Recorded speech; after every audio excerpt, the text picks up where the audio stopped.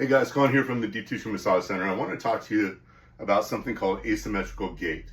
Now, this is a walking dysfunction, a gait dysfunction that I see a lot in my practice.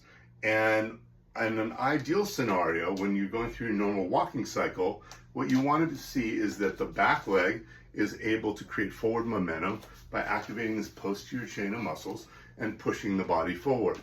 While when that back leg swings through and then I put weight on it, should also be able to form to the ground and dissipate force into the ground and allow me to absorb force and dissipate it through my body.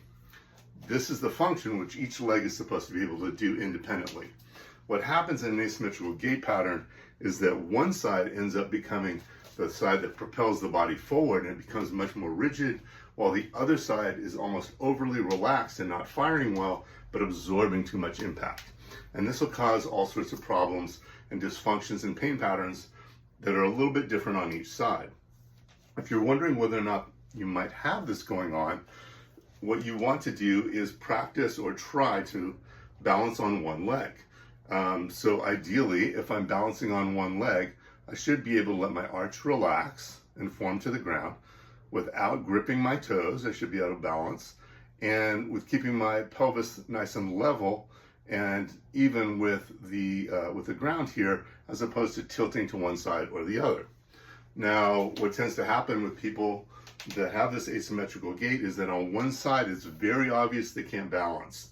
And now what that transfers into is the inability to really load your weight onto that leg.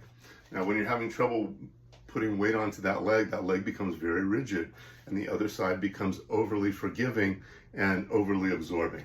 So if you have one side where you're having a lot of trouble with that, you may find that that side where you can't balance has a tighter arch, a tighter ankle, tighter quads or hamstrings, possibly even tighter glute medius and minimus as well. So the goal is to then do exercises that can correct it.